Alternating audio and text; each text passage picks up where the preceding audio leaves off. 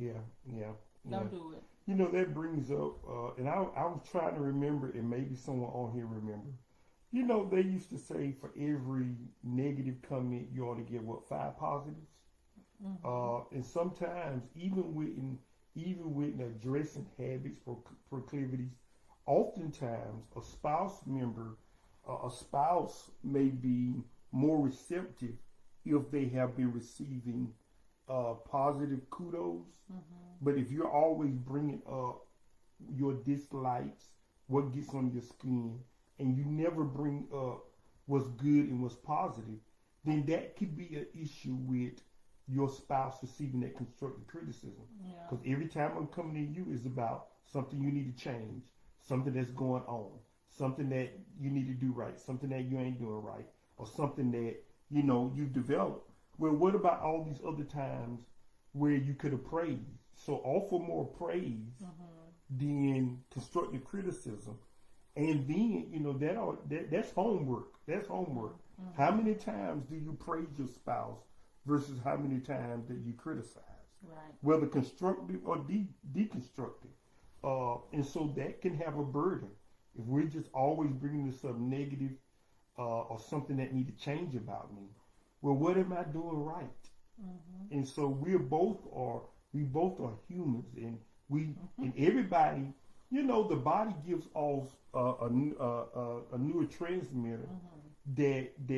that helps you to receive praise. A Yeah. body, your brain gives off stuff, and you feel good, you feel positive. Mm-hmm. But then if it's always constructive criticism, and you never hear what's right, then that could be a problem. Yeah. Yeah. I know my husband let me know if I'm doing too much complaining or nitpicking. If I don't falling into some nitpicking ways for that day, the next thing I hear is, "Did I do anything right? Did I do anything right today?" And so I know that's the trigger word. Yeah, that is He's asked me a question, and so then I know. I said, okay. I mean, I done did one too many complaints, and I need to back off real quick because he'll say, "Did I do anything right today?" Yeah. He don't say it that nice, but it does let me know. So Mm-hmm. you can have little trigger words with your spouse.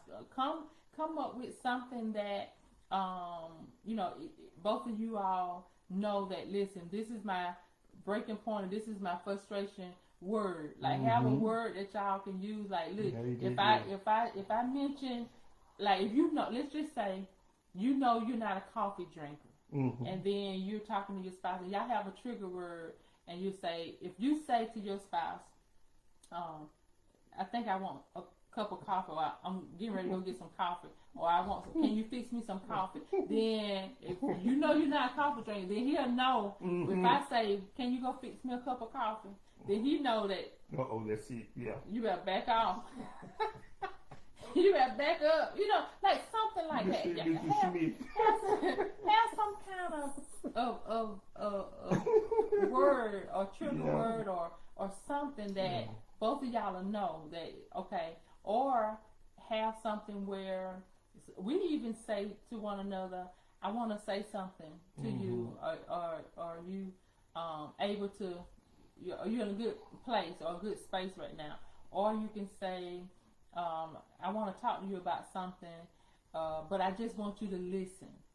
Yeah. Now we do have to tell you, I just want you. I don't want any feedback. I just want you to listen to my heart, and then we know that it really means it is really something special on their heart that they really want to get out, and then that kind of opens up the ear gates a little bit better, and then we're able to receive much better.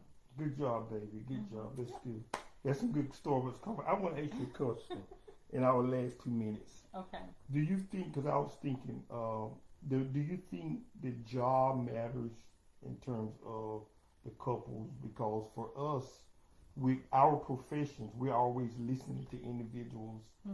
We're in the helping profession, and sometimes because I've been listening to people all day, when I get home, I've been listening to people complaints and gripes and assisting and helping because that's my job. When I get home, I just don't want to hear it.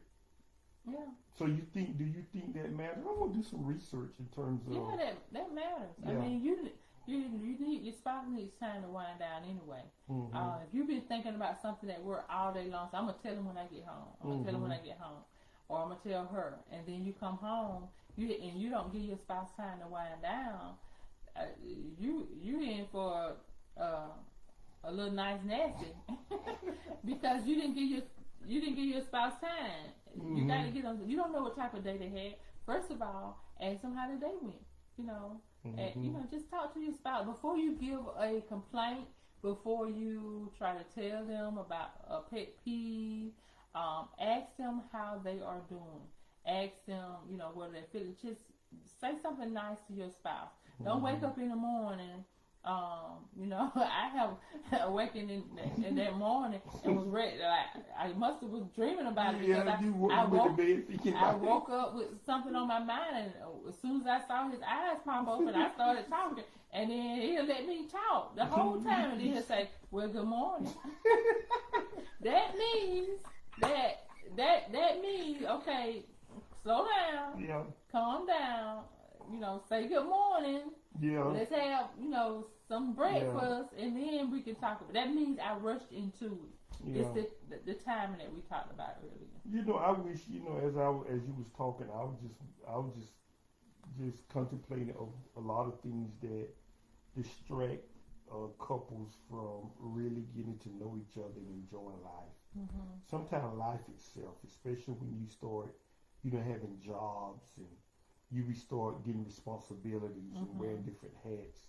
And it's these small things that at the end of the day, it's you and your spouse. And sometimes even what appears to be big mountains of things doesn't matter in the grand scheme of things. Mm-hmm. And so how can I continue to live or build or have a vibrant, healthy relationship with my spouse in spite of these things that we're bringing up? We're just giving tips, but at the end of the day, it's about really getting to know my spouse. Well, there's a scripture in the Bible that says preferring one another. The Greek word kenosis, self-emptying. How can I empty myself enough that my spouse can fill me up? That I could. That it's all about my spouse. And I think if a lot of the people do self-empty, especially couples, because we allow the world system just impact us. When y'all separate and go your separate ways in the job and you're competing and all this, and you'll find yourself bringing that stuff home. Yes. Be Be careful of your ear gate at work because people complaining. Oh, yes. Then you bring that spirit into your house. And now all y'all doing is complaining, and not loving on each other.